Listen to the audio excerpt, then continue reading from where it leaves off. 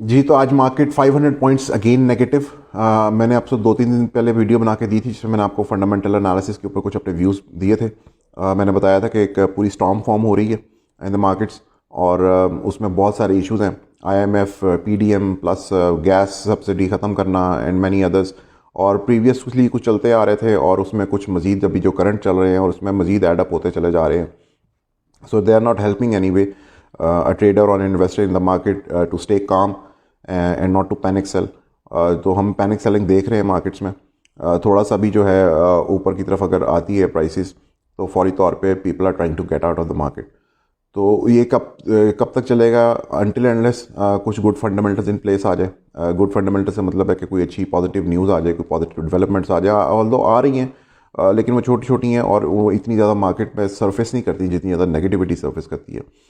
और इसके अलावा जो मैंने आपको बताया था प्रीवियसली कि हमारे पास जो एक मार्केट क्योंकि छोटी है और उसमें इतने ज़्यादा लोग नहीं हैं in comparison to other markets of the world, उसमें जो प्लस पाकिस्तान में जो इसमें ज़रा पार्टिसिपेशन है ज़रा कम की जाती है आम लोगों की तरफ से, तो उसमें मार्केट में जो फौरी तौर पे सेल ऑफ हो जाता है वो दोबारा पैनिक बाइंग में भी तब्दील होता है।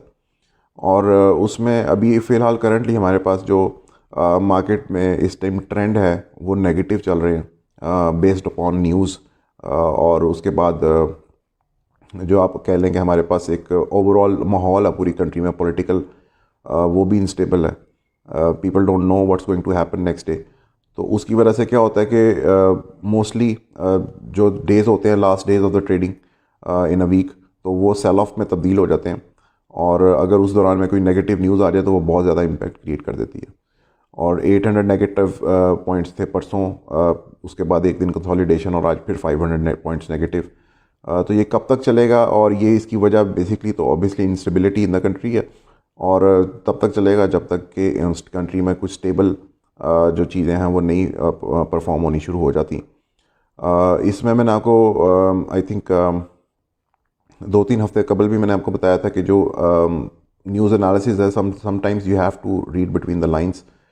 और गवर्नमेंट अपना ऑब्वियसली किसी भी किस्म की नेगेटिव न्यूज़ को मार्केट में आने से पहले उसकी जो इम्पैक्ट है न्यूज़ का उसको मिटिगेट करने के लिए इधर उधर के बयान भी देते हैं, और ऑफ कोर्स थोड़ा सा जो है उसको मिटिगेट करने की कोशिश की जाती है।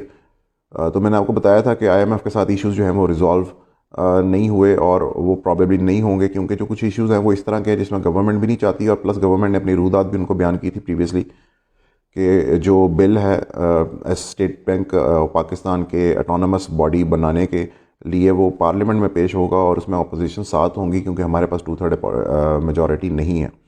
We can not do that on our own. So उसके लिए उसके ऊपर एक डेडलॉक है। और स्टेट बैंक ऑफ पाकिस्तान को ऑटोनमस बॉडी बनाने का मतलब ये है कि पाकिस्तान की गवर्नमेंट जो है वो इंटरवीन ना कर सके किसी भी किस्म के फाइनेंशियल अफेयर्स के अंदर पाकिस्तान की। उसमें रुपये को कंट्रोल करना हो, स्टॉक मार्केट्स हो, कुछ भी हो, तो they won't be able to intervene it. आपको पता है कि अभी कोविड में जब क्रैश से बचने के लिए यूएस ने खुद 37% of their whole monetary supply ever वो उसमें उन्होंने प्रिंट की। So their banks intervened, their government intervened, while they want others not to intervene in their affairs, in financial affairs. Well, obviously it's not fair, और I think government कोई भी हो, छोटी हो बड़ी हो, they all do with it. और पाकिस्तान में इस चीज़ को सेपरेट करने के लिए इतना ज़ोर क्यों दिया जा रहा है? Obviously there must be some political goals behind it. Only time will tell what are those, and I should not so ऐसे है because I am not a political expert.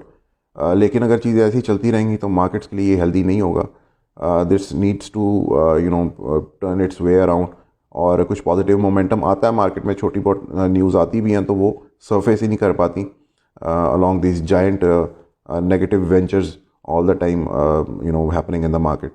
तो उसमें जो पाकिस्तान है कि जो मार्केट्स हैं उसके लिए, क्योंकि हमारे पास आपको पता है छोटी मार्केट्स है और पाकिस्तान में आम लोगों की उस तरह की एंटिसिपेशन नहीं है मार्केट्स के अंदर, ना पार्टिसिपेशन है। सो व्हाट टर्न्स आउट कि थोड़ी सी भी नेगेटिविटी जो है it results in a panic buying और इन अ पैनिक सेलिंग। और उसमें क्या होता है कि मार्केट जो है वो बहुत ज़्यादा रिएक्ट कर जाती है, जो कि उसको नहीं करना चाहिए। मतलब कि अगर कई चीज़ों का इस तरह होता है कि इम्पैक्ट अगर नहीं भी होना चाहिए तो वो होता है और वो ज़रूरत से ज़्यादा होता है। सो पाकिस्तान की जो मार्केट स्टॉक मार्केट है और रुपये है, वो भी आपको पता है डिस्टेबलाइजेशन की तरफ जा रहा है। उसके ऊपर एक खामोश अंडरस्टैंडिंग मैंने आपको बताया था कि previously might be in place कि जो रुपी है, क्योंकि IMF ने इसी कर्जे $6 बिलियन के कर्जे की एक्सटेंशन के लिए बताया था कि जी 185 प्लस रुपी आएगा तो will probably able to give you this loan. तो उसमें 185 तक अभी आया तो नहीं है, लेकिन एक खामोश अंडरस्टैंडिंग बता रही है कि उस तरफ जा रही हैं चीज़ें। ऑल्दो जो उनका आइडियल गोल था वो तो ये था कि मार्केट में इसको फ्री फ्लोट कर दिया जाए और स्टेट बैंक किसी किस्म की इंटरवीन ना करे इस रुपी के प्राइस में।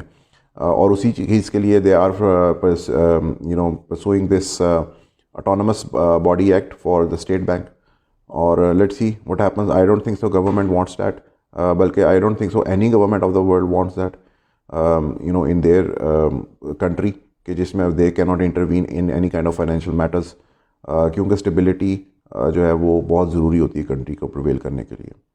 Thank you so much. अल्लाह हाफिज़।